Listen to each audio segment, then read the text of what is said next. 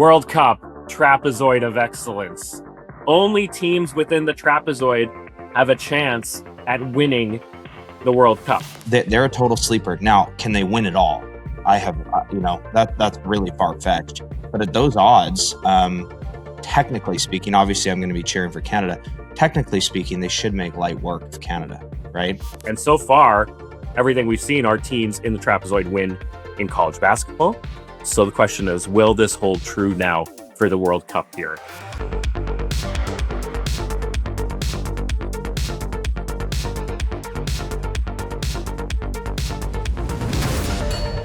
Welcome in, it's Behind the Lines, Purifying Sports Betting. I'm Shane, he's Pace, Gosu getting the day off. On today's show, the loss of a legend. The CFL keeps cooking, World Cup Trapezoid, and the latest in the NBA betting scandal. We've got plenty for you here on the show, and even more. Pacer, you're looking pretty good over there. I like the shades. You got the BC Lions jersey on. Is that Justin McInnes's number 2? It's a signed Justin jersey. Yeah. Wow, look at that, buddy. Looking great. Coming off a banger of a weekend with the CFL.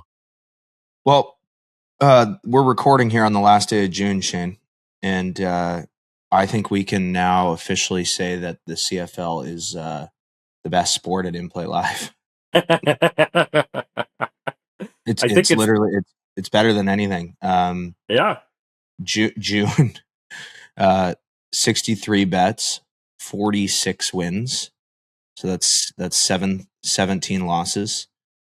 40.5% ROI. It's just like it's not just the best sport at In Play Live, it's the best sport of all time. Like this is the most prolific run of sports that we've had, and people will remember, college basketball runs, this, that, the other, what hockey might have been like in 2021. CFL in 2026 is it. I think there's no denying that right now the CFL is the hottest thing at In Play Live. In this entire season, in this sports calendar year. If you begin in September to now, definitely by far. It's incredible, this run. And the only question now is, can we keep it going? No, it's not possible. Probably not. It's statistically impossible. It's going to be... We can keep winning money, just not like we are right now. Just not like we are. And you know what, Pacer? Those stats that you just referenced there don't include the picks that we've been giving out here on the pod. And I'm going to get to those stats in a little bit. And, don't want to give it all away here, but it's pretty close to what you just rhymed off. So we're cooking here on the pod too. Love it. Yeah, it's awesome. I don't want to dampen the mood here at all, because we are flying so high from the weekend and with World Cup and CFL and everything. But we've got to mention this because it's a big loss for the sports betting world. Stephen Fats Diano passed away just recently. He had been fighting cancer for a long time. We had him here on the podcast, Pacer, a few years ago now, a couple years back. I was looking. It was episode number 68 where we had Fats on the show. And man, a couple of one-liners that just stuck with me since then. Hedging is for gardeners. And what do you call a middle?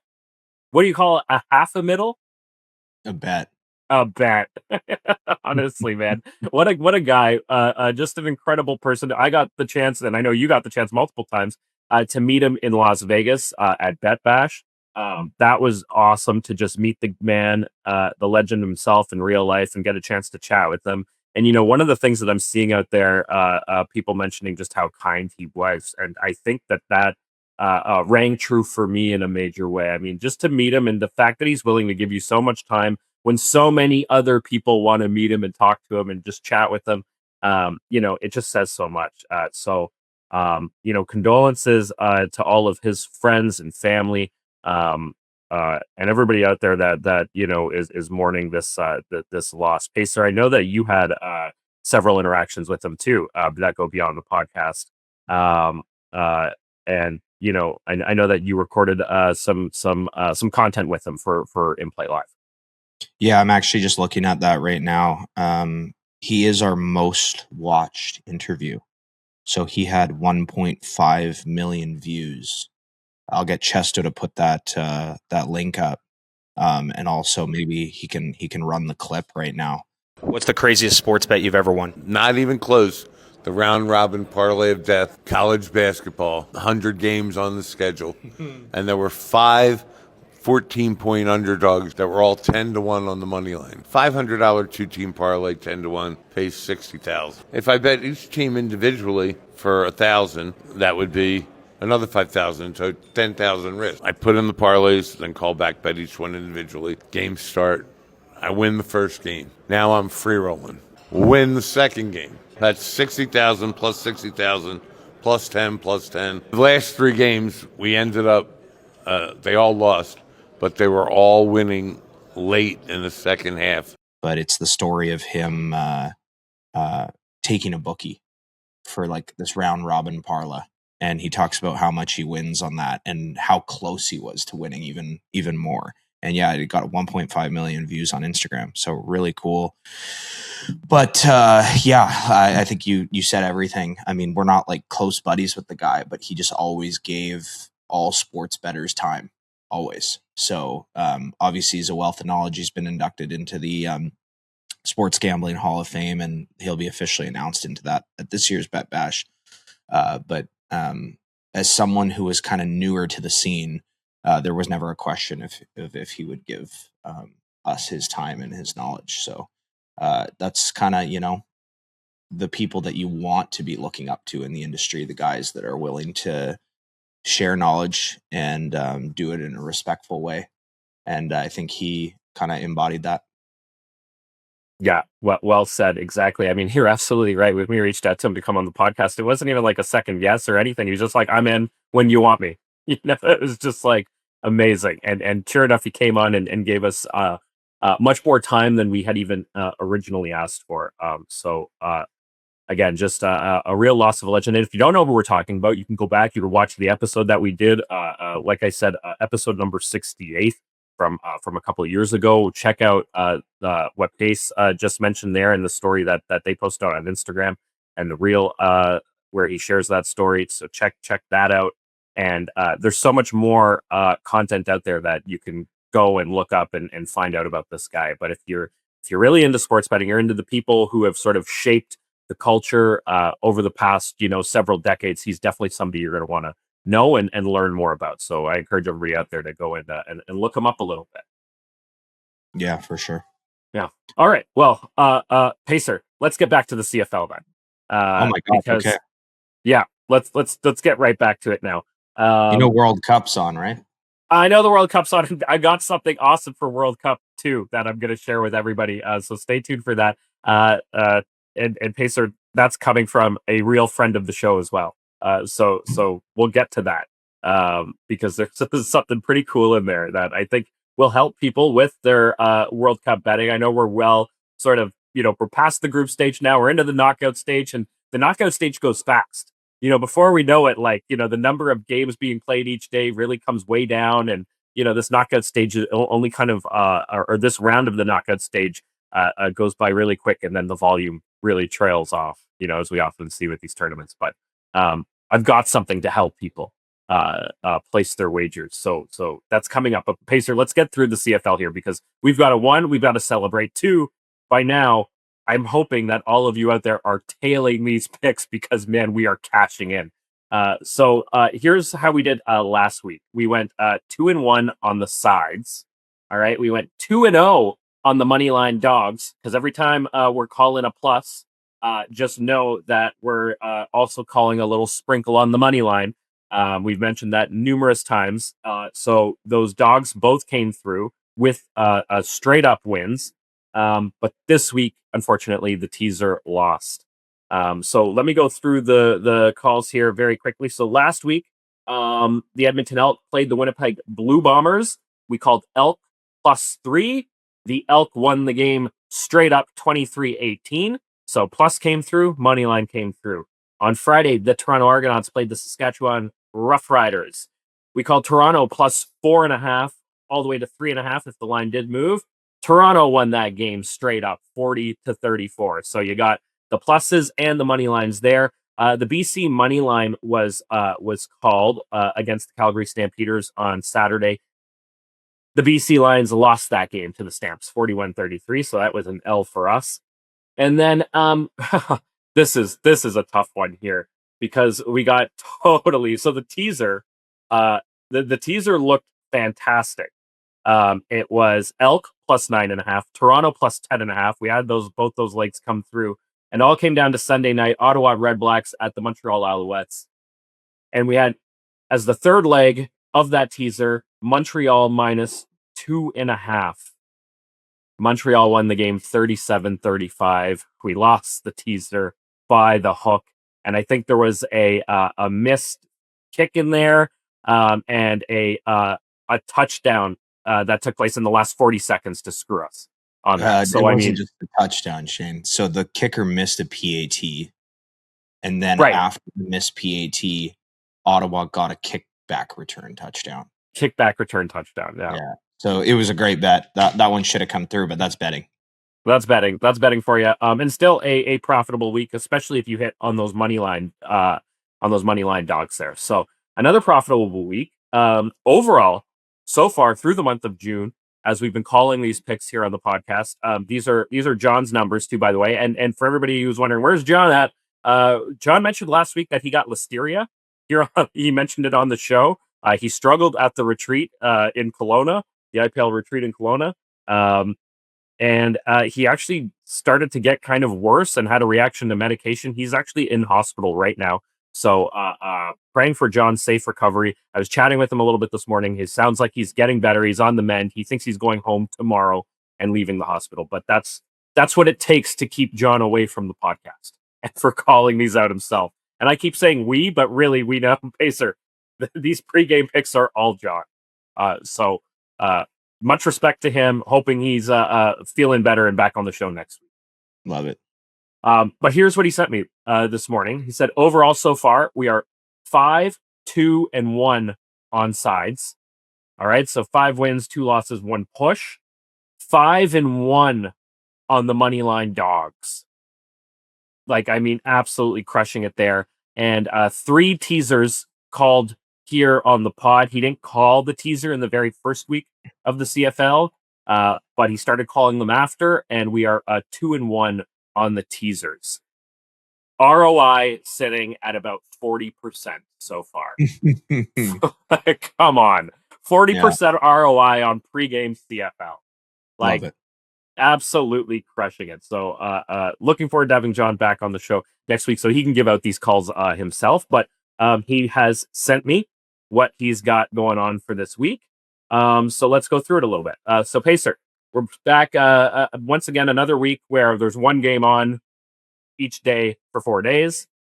Personally, my favorite type of CFL slate. I know maybe not necessarily yours, but I love it this way. And the Thursday game is Toronto Argonauts at the Calgary Stampeders. It's a bit of a later game too. Starts at 9 p.m. Eastern, which is just perfect for me. The line is minus 2.5 Calgary, and the over/under sitting at 59.5. Do you want to take a guess at what John might be calling here? I think he likes Calgary in this one. Wrong. He is on the Toronto side here. So he's got Toronto plus wait, I'm getting ahead of myself here. That's the teaser. He's got the Toronto plus on a teaser for sure. It's great. He's got the Toronto plus on a teaser. So teasing the teaser a little bit here. Actually, no call in this game. Okay, no I was actually, so last week I regretted not throwing a red flag at his BC call. Oh. And when you were about to say Calgary, Toronto there, I was going to just straight up say he's got Calgary then underpriced on his model. Because Calgary's a good team, and I like Calgary in this game, but I'm not betting them pregame. Okay, let's move on. All right, so no call there. Friday, the Saskatchewan Roughriders at Ottawa. The line is Saskatchewan minus 5.5. Over under sitting at 56.5. And he does have a call in this one. Where do you think he's going? This one's tricky. I mean, he usually does like home dogs. He probably would like the plus, but Ottawa hasn't been strong. I mean, they actually ended up showing up really well against against Montreal in the second half. So that could make me think that he likes Ottawa, but I just have to say that he likes Saskatchewan -5.5. I don't know. You are right, home dogs. He likes its home dogs. Ottawa +5.5. Official podcast call. Wow, that's a crazy call, man. That's a crazy call. That's where we're at. All right, so Ottawa +5.5. All right, on Saturday, the Edmonton Elk take on your BC Lions. The line is Elks -1.5. I can't even believe that the Elk are a favorite now. I mean, to see the turnaround of this team from where they were and where they are now is just incredible. Elks -1.5 is the line. The over/under is 57.5. What's John's call? It's got to be the Elks money line and minus. The BC has been horrible. It has to be. It is. The official podcast call, Elk -1. Okay. So that's where we're at. So 2 calls so far. Sunday, we've got the Winnipeg Blue Bombers at the Hamilton Tiger Cats. It's Ticats -3.5 is the line. The over/under is 57.5. I personally don't like anything in this game, but I'm assuming if he called anything, it would be Winnipeg plus, but I don't like it. John doesn't like anything either in this game either. No call. Okay. No official call there. But maybe a teaser. Maybe a teaser. Indeed a teaser. So here is the teaser for the week. He's got Toronto +7. Now, I don't know if he was looking at a Toronto line where it was -1.5 and he's getting it up to 7, but I'm seeing that the current line is Stamps -2.5, so you could probably get Toronto even bigger. If you go 6 points, you can probably get them to 8 or 8.5. But he's got his official teaser call here at Toronto +7. All right, it has to be 7.5, Shane. It has to be 7.5. It's got that's what I mean, 7.5. But you could probably get it to 8.5. So if he's that's the official call. That's what we'll go with, +7.5 for the show here. But you could probably get a better number potentially.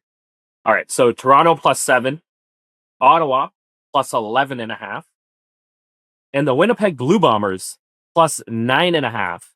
And he thinks, like, right now the line is at 3.5 in that game, favoring the Ticats. He thinks it could go to 4. So if you wait, you might be able to get +10. But the official teaser call for the podcast here is Toronto +7, Ottawa +11.5, and Winnipeg +9.5. Awesome. So there we go. Thanks, John. Yep. Thank you, John. Look forward to having you back on the show next week. All right. That's our CFL stuff. Now, Pacer, you're asking about World Cup. And yes, we've got World Cup for you. And this is coming to us. I'm going to do a little screen share here for you, Pace. I was shocked when I saw this. I kind of just sort of stumbled upon it as I was sort of looking for something else on Twitter. I don't go on Twitter all that often, but check this out. World Cup Trapezoid of Excellence. So, Pacer, you'll remember, of course, we've had Ryan Hammer on the show in the past with his Trapezoid of Excellence for NCAA March Madness and the bracket there. Well, he's created a Trapezoid of Excellence for soccer, and we'll give you the explanation here. So he's got it considered its verticality and the thought mob rating. So basically, thought mob is like an efficiency metric, okay? And then verticality is kind of like an aggressiveness metric. Do you do a high press? Are you pushing, for goals frequently, or are you playing more of a defensive game?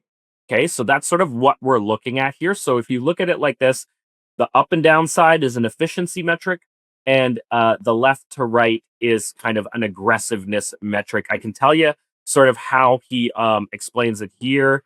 He says he manually created a verticality rating that measures how direct a team attacks, used progressive pass attempts, chances created per 90, and defensive line break attempts. And then the thought mob rating is essentially efficiency. Uses expected goals, passing accuracy, tackles, and more. All right, so that's sort of what we're looking at here and how he's kind of explained it. But he's only been able to go back and look at 2 previous World Cups where he could measure everything that he wanted to measure for this. So he's looking at 2022, where Argentina won, and 2018, where France won.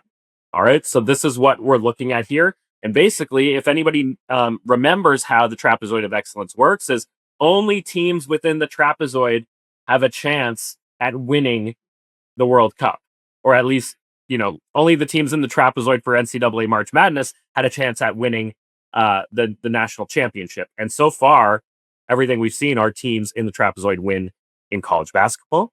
So the question is, will this hold true now for the World Cup here? And so these are the teams we're looking at. And I mean, look, France, probably the outright favorite right now to win the World Cup, sitting here squarely in the trapezoid, ahead of most other teams when it comes to efficiency, and sort of looking really good when it comes to their aggressiveness and style of play here. We've got Spain right there with them.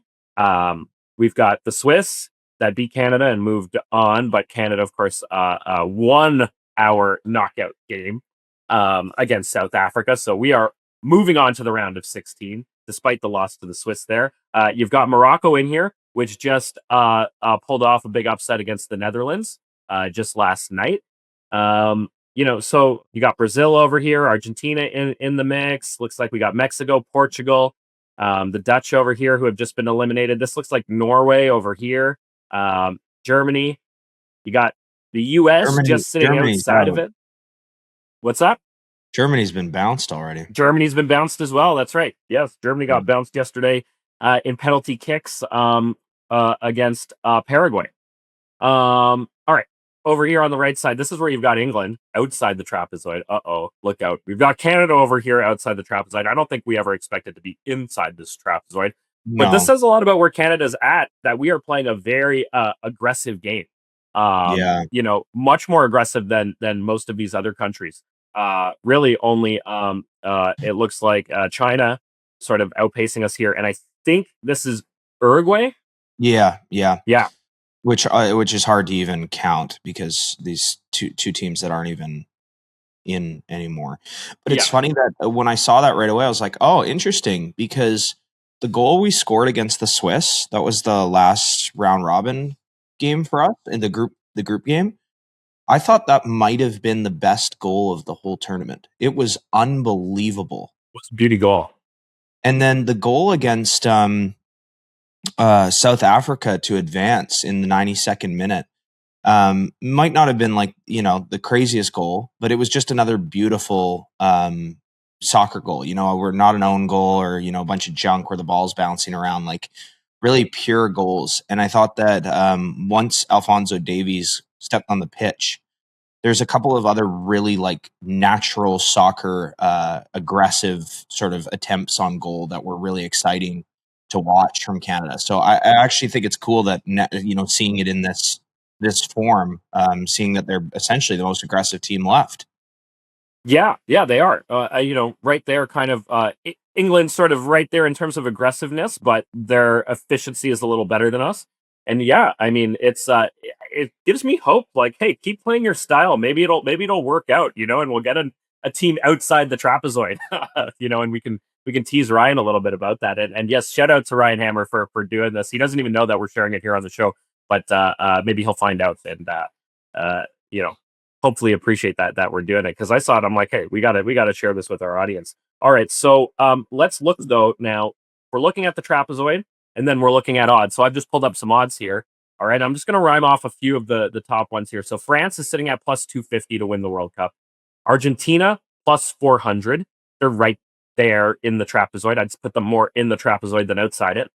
England at plus 700. They are outside it. Spain plus 700. Firmly inside it. Brazil plus 1,000.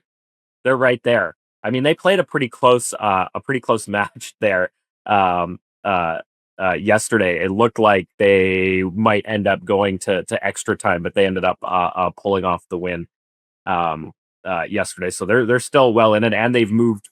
They've already moved on, where some of these other teams haven't moved on yet. So you might want to consider Brazil at those odds. Portugal plus 1,200. Morocco plus 2,200. Another team firmly in it, and they've already advanced. Whereas some of these other teams haven't advanced to that round of 16 yet. So I mean, that's a pretty interesting number there. Anything standing out to you, Pacer? Yeah. So you kind of just touched on it yourself, but Morocco against the Netherlands. That I think, like, you can look at Germany versus Paraguay, and you can go, they just kind of held on. They're getting dominated, and they won in penalties. And like that's kind of a way to look at like sort of the flaws of soccer sometimes, where you play a whole tournament and then all of a sudden your entire country, your entire nation's life after 4 years is riding on, these penalty kicks. Morocco dominated the Netherlands for 120 minutes, dominated them, like absolutely dominated them. So I think they are a total sleeper right now. Obviously, having said that, after they advanced, is an easy thing to say. But I'm actually talking about from the standpoint of watching them play a soccer juggernaut. And they are. I think they're ranked 7 in the world or something like that heading into the World Cup. So their ranking now after beating Netherlands, who is 6, could increase. They're a total sleeper. Now, can they win it all? I have, that's really far fetched. But at those odds, technically speaking, obviously I'm going to be cheering for Canada. Technically speaking, they should make light work of Canada, right? No matter who we were playing in this next match is like a total David versus Goliath type situation. And, if you're sitting there in the round of 8 at 23-1, there you have options as a bettor to make some decisions. Now, the side of the bracket matters a lot when you're looking at these teams, right? Because we know France has to play Spain to get to the final, whereas Argentina maybe doesn't have, some of these, I guess maybe the same level of juggernaut that they need to get through. And I guess you could have put Netherlands on the list of teams that France would have had to get through to get to the final, that people were saying this will be a really tough match. But I honestly think Morocco was better and is the better team. So they have to they're on that challenging side, right? So you would definitely want to look to hedge out in some capacity, I think, as you're heading into that round of 8, provided that Morocco does in fact get there. But that number is insane. And they look like an unreal team. I would probably be looking at the value of the team that you think to get to the final on the other side, though, personally. Yeah, that's a good point. Because you want to, you want to be able to sort of have an easier path. I like that you mentioned too about pure goals, because I think that's something to kind of watch for. And that's something I was watching yesterday in that Morocco game, is that, the Netherlands scored first. But if you looked at their goal, it was kind of like they were pressing hard. There was a bit of a rebound, and then Buddy came through it and, booted it in off the rebound kind of thing, right? It was sort of like I don't want to call it like a sloppy goal. There was a lot of effort there. It was a good goal, solid goal, but it was a bit messy, right? It wasn't like pure the way Morocco scored. If you looked at Morocco's goal, that was a beauty of a goal. Cross comes in, amazing header, bang, goal, tied it up. It was just one of those very clean, crisp, pure goals. And they had already been dominating the game if you had been paying attention to the stats and that kind of thing. It was just another reason that perhaps a live wager on Morocco made a lot of sense. And so something to watch for in games. I'm glad you brought that up, Pacer, because I wanted to mention that. Like, watch. It's not just about who scores. It's about how did the goal take place? How did it happen? What did the buildup look like? What did the goal look like?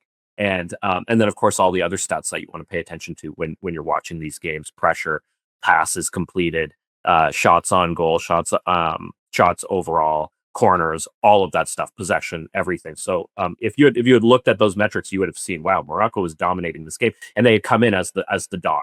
So something to keep an eye on as we go forward here in the tournament. But right now, I think there is a lot of value looking at some of these teams that have already moved on to the round of 16, and some of these other, perhaps avoiding some of these teams that are in the tougher side of the bracket. Yeah. Where the odds aren't as good. I'll just mention this quickly. Canada sitting at plus 15,000 or 150-1. I mean, they're in the round of 16. Yeah. I mean, I don't know. If you're a fan out there, maybe worth a little sprinkle. And if somehow they got through Morocco, you would probably be able to. Sure. I'll book that for anyone that wants it. Yeah. There you go. All right. Great stuff. All right. That's all I got for World Cup. Pacer, anything else you wanted to mention there? Yeah, I went to a World Cup game last week. Yes. Which I just have to say, I'm not a soccer fan. I actually have a crazy World Cup story, Shane. 2014 World Cup. I don't know what compelled me to do this. I wasn't a pro bettor, but I was following soccer quite a bit back in 2012 to 2014 when I was in my finance job. It was something about the culture of like going to lunch at like Wolf of Wall Street. You know, you're heading down for lunch and maybe a beer at lunch, and watching Champions League because the timing coordinates perfectly with lunch in Vancouver. So, you know, you start following some of the teams, some of the players, you know, and then organically you're going to learn where those players are from and start uh, following the World Cup a little bit more. So like I didn't watch a match in 2018 or 2022, not a single match, like not one. 2014, I watched the whole thing, and the lead up to it, I actually was kind of, you know, excited for the tournament. But anyways, prior to the tournament, and this is not an EV bet, I don't know what compelled me to do this, but I bet 3 bets. I bet Germany to win. I bet Thomas Muller to win the Golden Boot. And I bet Germany to win with Thomas Muller to win the Golden Boot as a parlay. Oh, a little parlay. Yep. Anyways, I ended up being in Las Vegas for the World Cup final, Germany versus Argentina. Probably one of the greatest soccer matches ever played. And prior to Messi having won, another just gutting loss for Argentina, Messi heartbreak. And he hadn't won, you know, a global tournament. And that was kind of the storied thing missing from his like kind of, you know, GOAT level career. At that time, which of course he's checked that box, but we went to Wet Republic the day before the tournament, and that's kind of like an outdoor pool party. And one of our buddies that we were with, we lost him. Like, and keep in mind, Shane, we're pretty young, so like, you know, this is 12 years ago. We're like lighting it up. You know, Okay. it's like the times where you can drink whatever you want and just never get hungover and just keep Right, going. sure. Do a pool party and a nightclub. Like I can't operate like that these days. We can't find him at the pool party. We go back to our room. We've texted him. We've called him. His phone's off. It's not going through. We haven't seen him for a few hours. Darkness falls, and we still haven't seen him. So, you know, the pool party probably ended at about 5 o'clock. It's now like easily 7, 8 o'clock. And then he stumbles into our room, and he's just like he's had way too much to drink, but he's alive and he's well. And we try to ask him where he is, and he just keeps saying Germany. And we're like, okay, dude, like the hell's going on? So we let him go to sleep. He wakes up the next morning. He slept, you know, 8, 9 p.m. right around the clock until the next day. And now it's World Cup final, and we're going to Encore Beach Club for another pool party.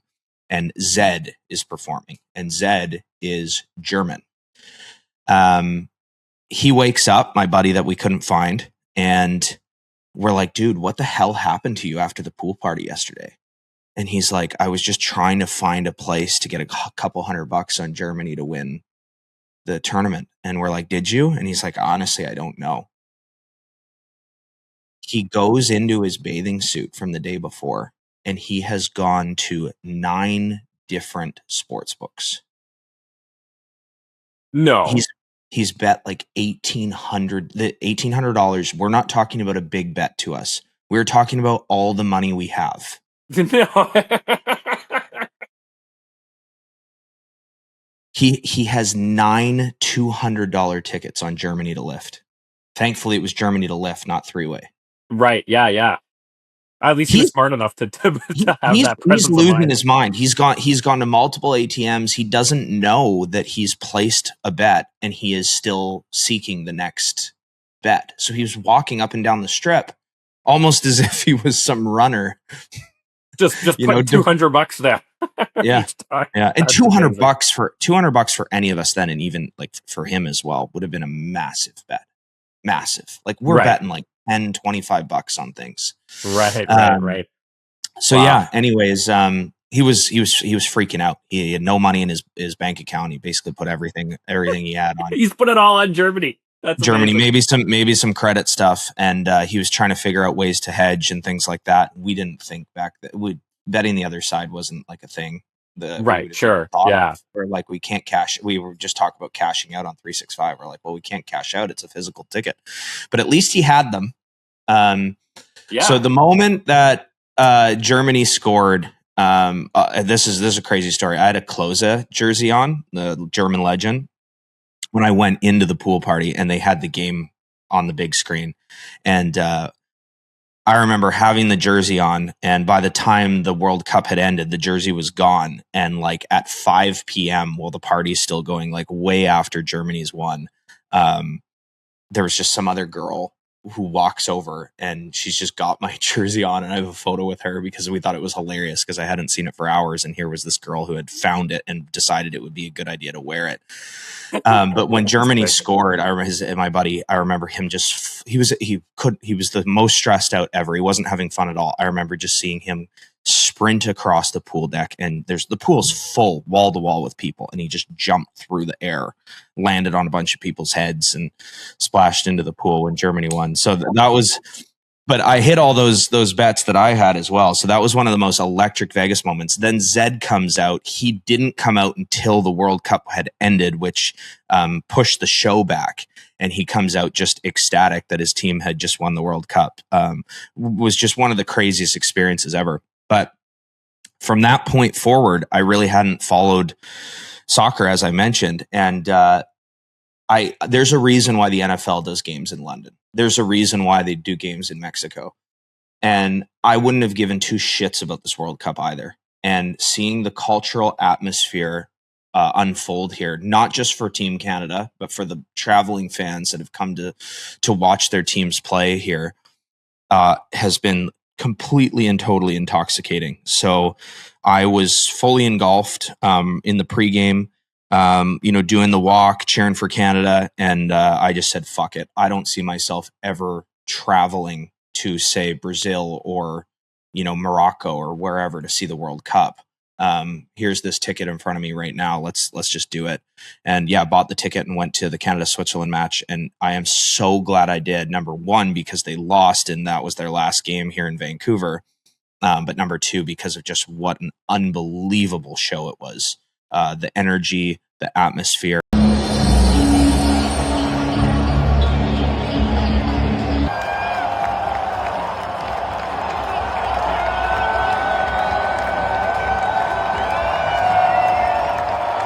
It's very rare to see any sporting event where when you arrive at kickoff, there's no seat empty. Everyone was there, not on time, but early. And to watch Canada almost pull that off because they actually played an amazing game. Yeah, it was a good match. Was unbelievable. And then having been a part of that, that obviously kind of bled into the next match against South Africa. And it's just an amazing experience overall. So really cool. Awesome sporting experience. I love that you got to go to it and got into the game there. I wish that they had been playing more here, anyways, we've got a Portugal match on Thursday.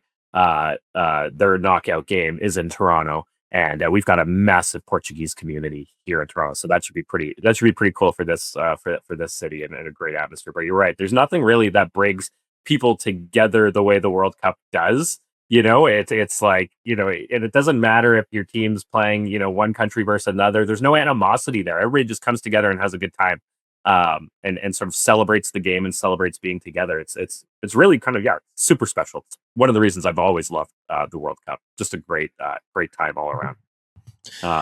Shane, I sent you a picture of the 50-50 draw for the World Cup. Yes, I was just about to ask you about that. So you did a 50-50. You participated in the 50-50. I'm assuming you bought the full $200 worth of entries.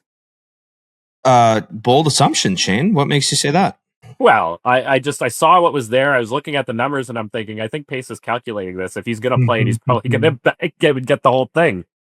Okay, guys, for anyone attending the World Cup this year, 50-50 is the worst EV bet you could ever have in your life. Because Terrible.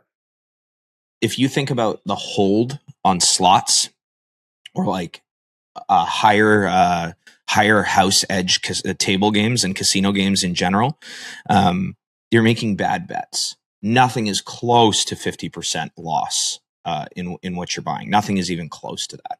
So there is no bet worse than a 50-50 bet ever in the world. However, I buy 50-50 tickets regularly, usually because of the cause of the 50%. Usually for a good cause. Right? So Yep. at least once a year, I buy the SPCA ones, and I'll buy the max for that because I support the SPCA, and I would just donate that amount of money anyways. So I'm like, hey, if I can hit a jackpot at the same time, I'm a better. Bring it on. Now I'll get Chesto to fire up this image. Here is the World Cup 50-50 information. And you have to remember, this is as of like 10 days ago now. The pot is massive, but you can go to, I think, worldcup5050.com or something like that and see this as well. One ticket for $10. Okay. 5 tickets for $25. So you just went from a $10 ticket to a $5 ticket. 50 tickets for $50. You just went from a $10 ticket to a $1 ticket. 200 tickets for $100. So you just went from a $10 ticket to a 50-cent ticket. Mm-hmm. And finally, 600 tickets for $200, which is a 33-cent ticket. Now, doing the math on this here, what is the average consumer going to buy? And I think, having known some stuff about how people's brains work psychologically, no one buys the one ticket for $10. I'm sure someone does, but as a general statement, no one buys it. Some people buy the 5 for $25.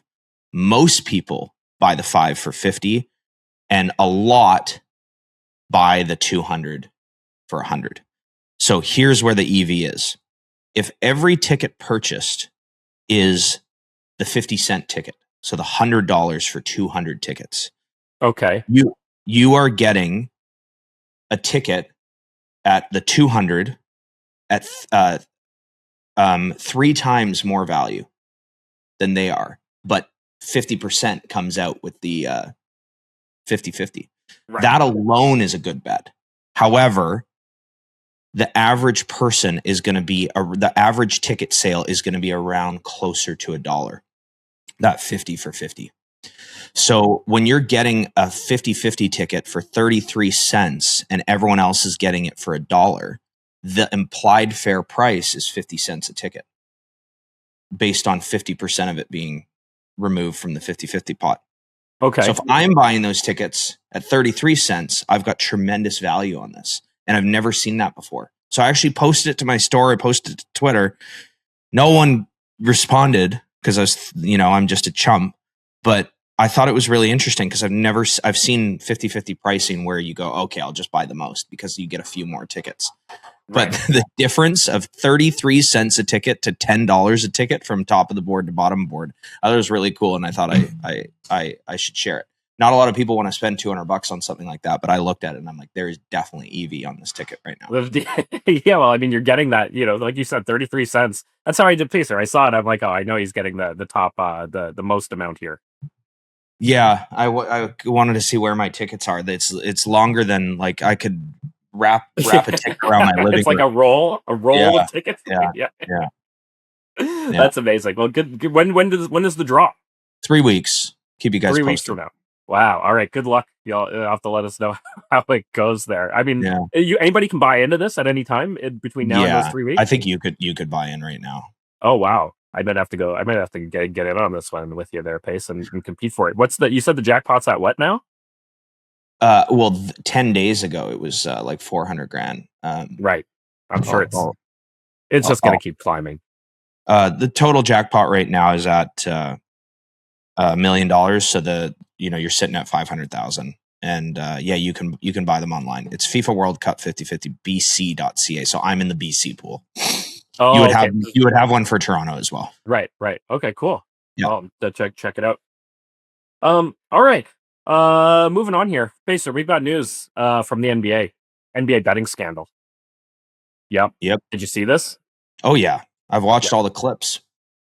So we've got Malik Beasley and Ed Davis now caught up in the NBA betting scandal here.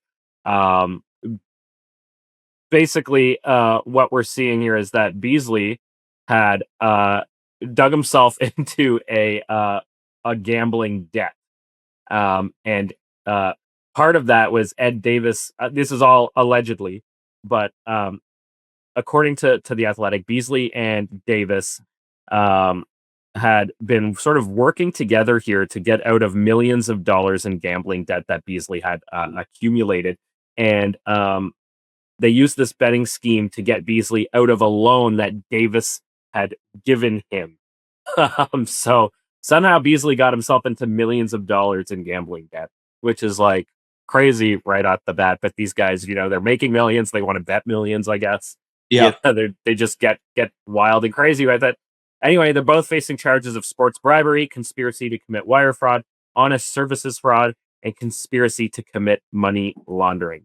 That's where they're at. This all took place in the 2023-2024 season. So we're going back a couple of seasons now on this. But more people, more players caught up. Not a good look for the NBA. Hey, so you said you've seen all the clips? Yep. Have you seen any of them? No, I haven't. I've just read the stories. I haven't seen the clip. It's shocking. What have you seen? So there's a plus 7.5 spread that he very clearly needs to cover. It's the hardest working 3.5 second play you'll ever watch in your life in a meaningless 9-point game. It's a 9-point game. There's 4 seconds left. Everyone's walking off the floor. He makes sure he takes the ball and he sprints as hard as he can and dunks on no one. One of those garbage, disrespectful dunks that everybody would be like, "Why would you do that?" Or "I can't believe he did that in this game and messed up my ticket or messed up my bet or won a bet." In his case, won himself a bet. Yep. Amazing. He part of the FBI indictment or whatever. The papers show evidence of messages between him and his group before the game, and he messages everyone to take his rebounds. And you can watch the whole final 2 minutes. He needs one more rebound, and I watched all the clips.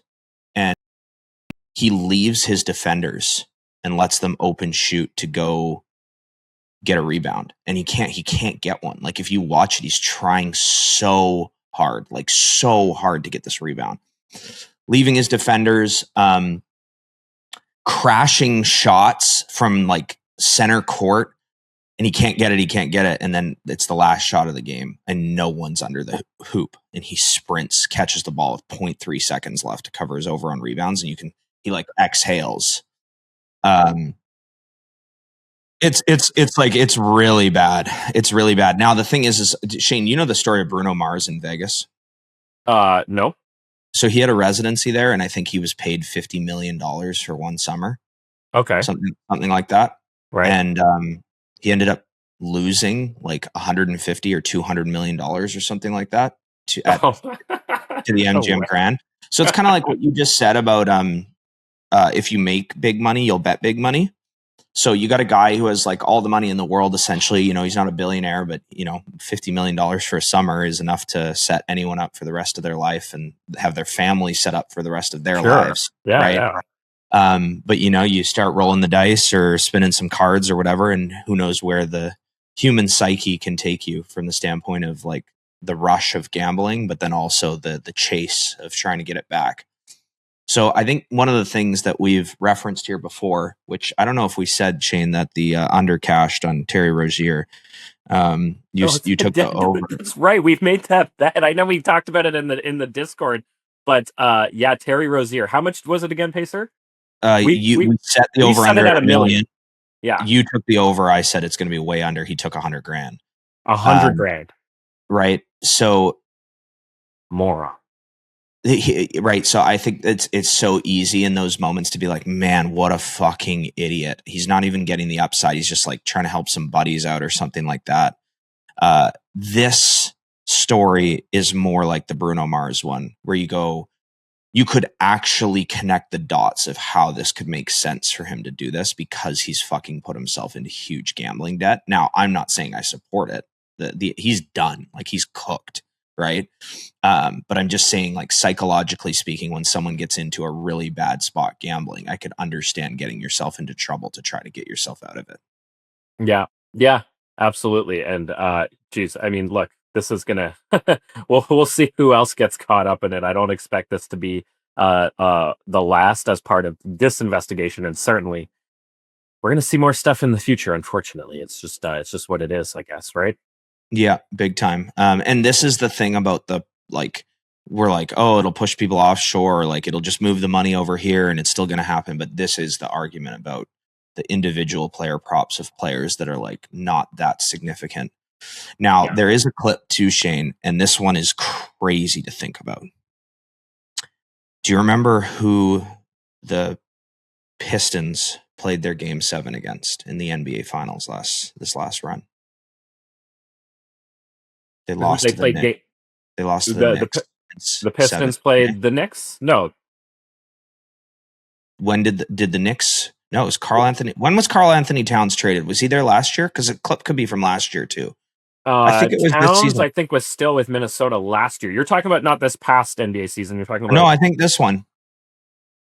who did the Knicks? Beasley was on the Pistons. Right. Let me just look this up. I want to make sure I get this right.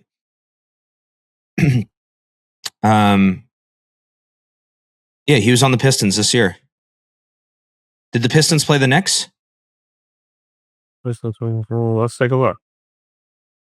26. I want to bring the relevance to this clip to make sure I'm right. The Cavs. They lost to the Cavs in Game 7. Okay, sorry, my bad. The Pistons did. Yeah, the Pistons lost to the Cavs. Now, the clip that I saw, I could be wrong here because I thought it was against the Knicks. So it could be a different season. It might also not be a playoff game. Now that I thought it was the elimination game of the Pistons, but that could be just totally my fault. The context wasn't provided in the clip. That was my assumption. Cunningham dishes Beasley a wide open 3. They're down 3 to tie the game, and he just lets it go through his hands and it goes out of bounds. And Cunningham puts his hand on his head like, "Are you fucking kidding me?" He's wide open for 3. Oh, geez. Yeah. So that's yeah. The thing is the rebounds over.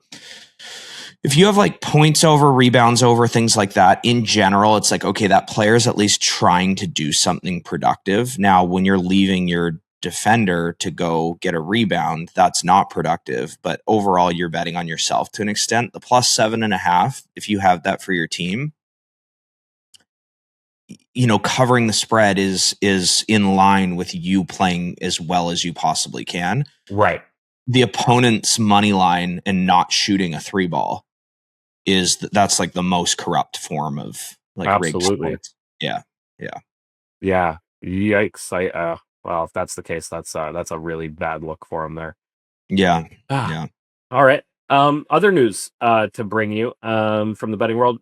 Pacer, you mentioned something about DSI, Bet DSI, and Maker merging accounts. What exactly is going on there? Because I haven't seen anything myself.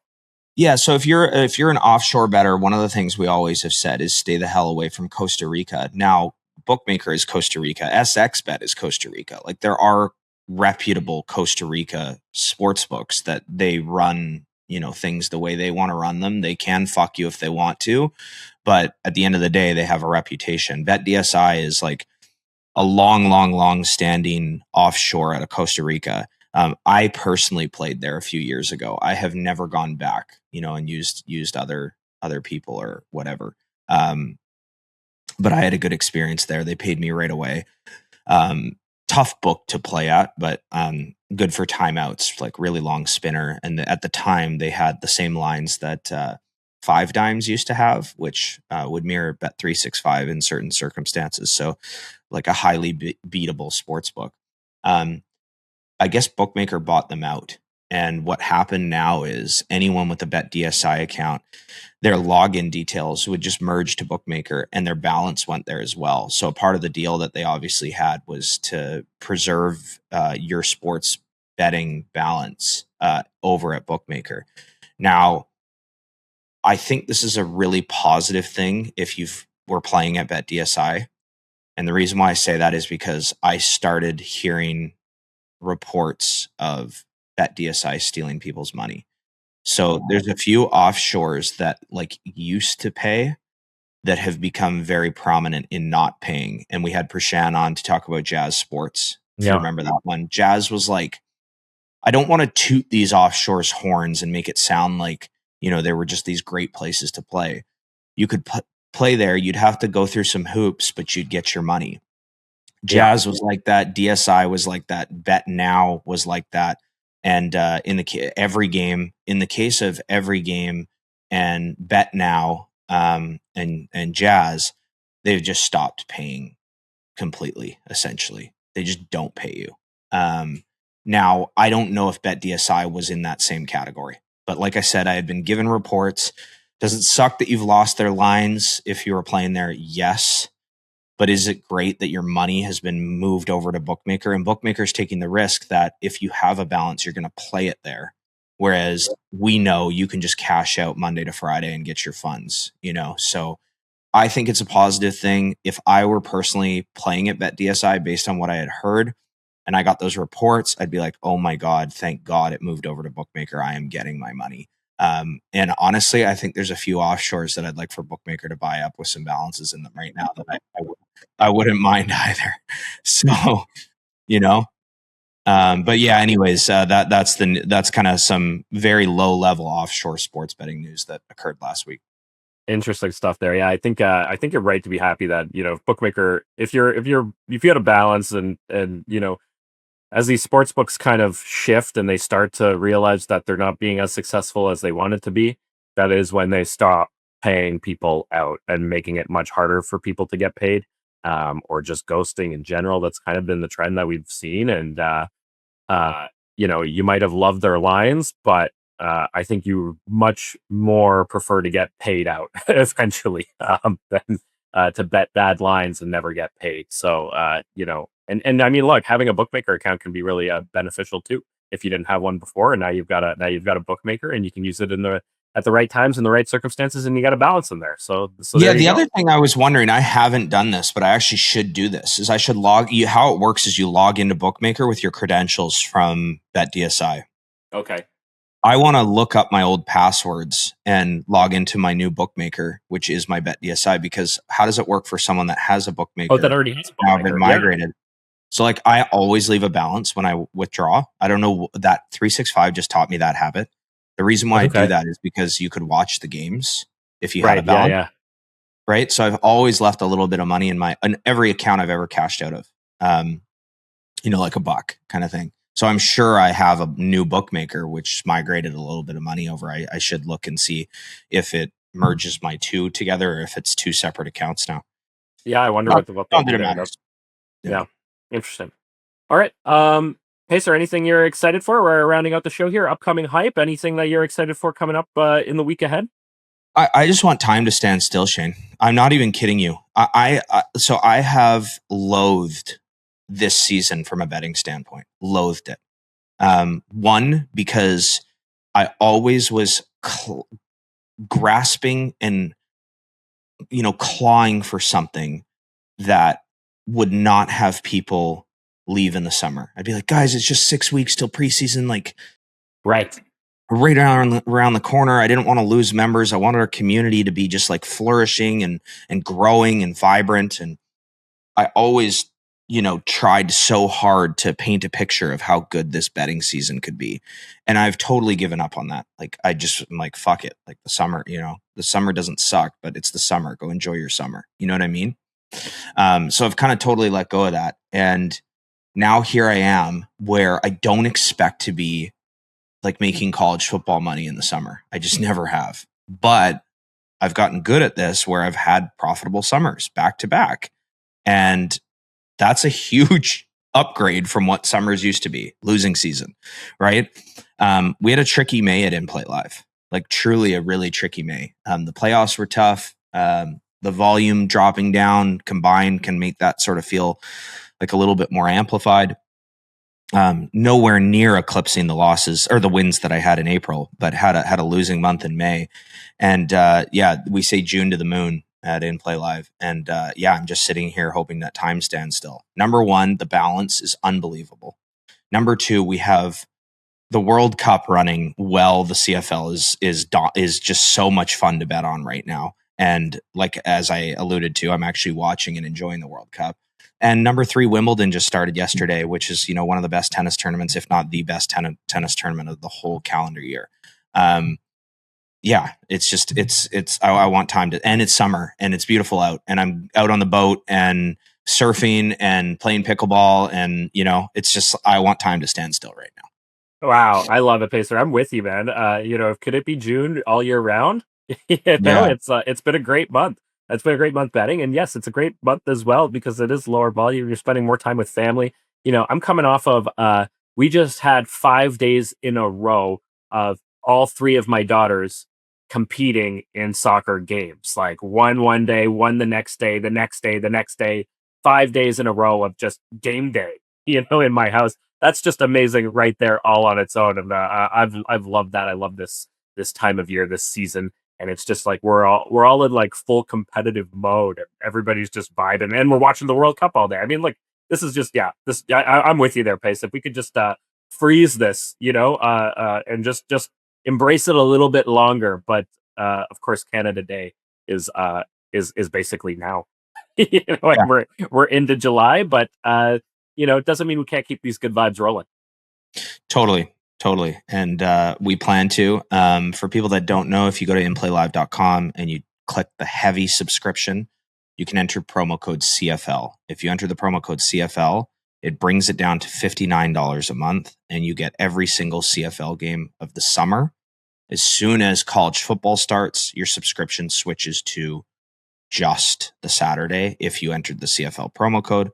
But of course, at that time, you could cancel and actually just buy, something that's a little bit more higher volume or more suited. However, if that fits your schedule, where you're like, hey, I'm just going to do Saturdays, you can punch that code in, and $59 a month. I mean, 40% ROI. It's been like, it's just, there's you get every CFL game. So if there's a CFL game on, you get a live stream link, and you get to bet with us. And I know firsthand, we do not have the numbers on our CFL streams that we do for, say, our college football streams or our NFL streams, because people prefer to bet on the sports that they actually want to watch. And the CFL is not at the top of the list, but there's a reason we've made so many Americans hockey fans at In Play Live. And it's because we follow the money. And if you want to follow the money with us, bet the CFL. Bet the CFL. Honestly, you will become a CFL fan very, very quickly. Yeah, I remember saying once on stream, I never want to know a player's name. I know them all now. Hey, not only do you know them all, you know the guy whose jersey you're wearing pretty well.